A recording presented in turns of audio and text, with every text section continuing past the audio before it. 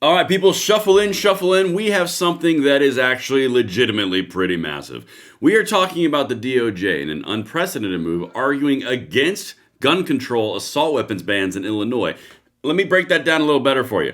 The DOJ says, Illinois, you done goofed. We're going to argue against you in an amicus brief. Oh, this is a big one, guys. Everything will be linked in the description box below. Please continue to hit that like button, subscribe to the channel, turn the notification bell on. We are this close to 600,000 subs, which of course will make all the gun controllers you've ever met in your entire life scream out of agony, because freedom will continue marching on. All right, guys, make sure you do that. Let's dive right into this. These midday snacks right before our lives. I usually don't keep them too extended, but this is a big one. All right, again, follow me on X, at Braden LOA. Check this out. This is breaking as of today. FPC. Legal update. Following its amicus brief in support of the U.S., or us rather, the federal government has asked the Seventh Circuit for approval to participate in oral arguments in our lawsuit challenging the Illinois assault weapon and magazine bans. This is a pretty big deal, guys. And the reason that this is a big deal is because this doesn't happen all the time. Usually, they just go, y'all have at it. And that's why you see the Solicitor General come in here and are at least arguing or defending the bans from the Biden era, all those pieces. You usually don't see the DOJ come in from the Civil Rights Division of the DOJ and say, no, we're going to argue against Illinois' infringement upon assault weapon bans in the PICA. Guys, this is their crown jewel of gun control they passed like 2 years ago. The DOJ has just asked permission to argue it. Remember all that percolation we were talking about going up to the middle? Yep. Hey, Kavanaugh, percolating enough yet for you?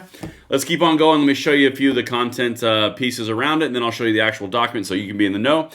If the court grants this motion, the Assistant Attorney General for the Civil Rights Division of the Department of Justice, Harmeet Dillon, will present oral argument on behalf of the United States. Guys, that does not happen a lot, particularly on our side. I will be critical when they do stuff wrong, and I will be granting credit when they do stuff right. This is right. This is awesome. Now, they're probably going to get permission to argue that. Who's going to say no to the DOJ arguing again? Odds of that being declined are very slim. But anyway, let's continue. Let me show you a few other pieces. Been excited about this, says Costas Moros. Glad it is out there now and hope this is quickly approved. The Trump DOJ has been filing some pro-2A amicus briefs for a while, but now they seek to participate in oral argument as well against Illinois' gun ban. While we may not see eye to eye with them on everything, this is clearly the most pro-2A administration in modern history, and it is not particularly close. I do agree with that assessment. Now, granted, in full transparency, the bar is right down here, but still, they are above it. I mean, this is good. When things are good, I'll say they're good, and when things are bad, I will say that they are bad. This is in the good category. All right, now we're going to get into the actual documentation so you know what we're actually talking about and what is at hand as you go. As you know, that's the exact brief that or the announcement I read earlier. Here is the actual lawsuit itself. Harrell versus Raoul. FPC challenge to Illinois assault weapon and magazine ban. The summary, federal lawsuit challenging Illinois' assault weapon and magazine bans. The defendant, of course, these are all the gun controllers that be. And then this is the actual key events and filings. Now, everything's always linked in the description box below, so you can look at this as you would like and see fit. But guys, the bottom line is we are grinding. That's why we are doing this. That's why we are seeing all the movement forward. Yeah, we have some setbacks. Yeah, we have some move forwards. But honest to God, guys, we are the cutting edge of the 2A fight, and this is how we do it. We'd love to have you join us. This is why we fight for these things right here. And we're going to keep seeing more of them because the tides have officially changed. All right, listen to this. Here's the actual document and the request. This is from the DOJ. Listen to this as I go through it. Unopposed motion of the United States as amicus curiae to participate in oral argument.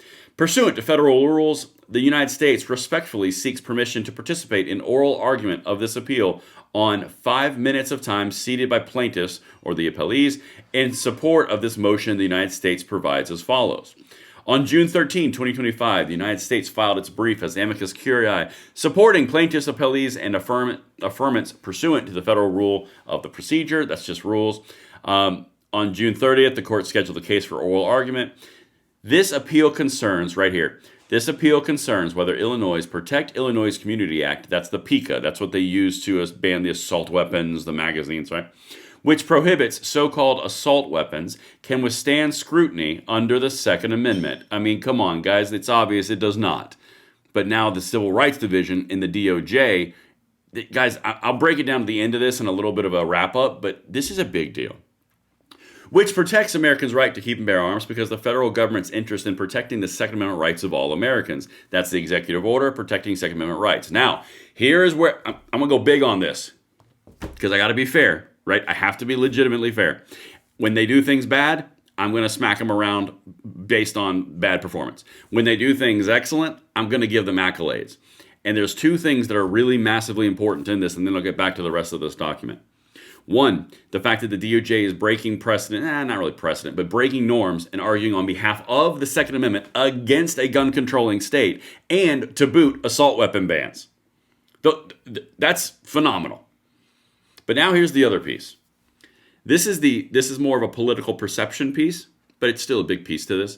This is the Civil Rights Division of the DOJ, which couches Second Amendment rights firmly in the Civil Rights Department. We all knew it was the Civil Rights Department. We all knew it was our natural rights. But now the Department of Justice is setting precedent that the Civil Rights Division is going after infringements upon the Second Amendment. That ties directly our fight with civil rights.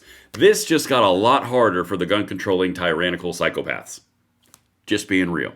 Let's get back to it. All right. The United States filed a brief as amicus curiae supporting plaintiffs' appellees. The United States believes that its participation in oral argument will be helpful to this court.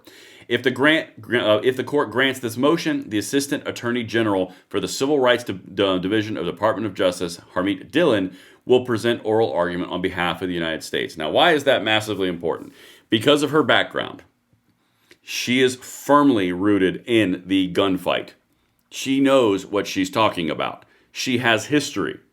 Some would say she has history, text, and tradition.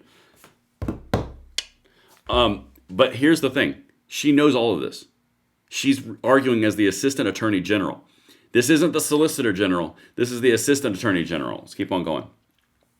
I don't care about that part. Here's the conclusion, and this is the big takeaway.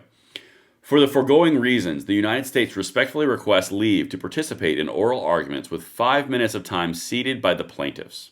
And there's the assigned Harmeet K. Dillon, Assistant Attorney General, and the Principal Deputy Assistant Attorney General. Okay, that part, whatever. Here's the big thing. Let's go back over here to the main page. Guys, it is really important in our fight to apply criticism where necessary and accolades where they are due.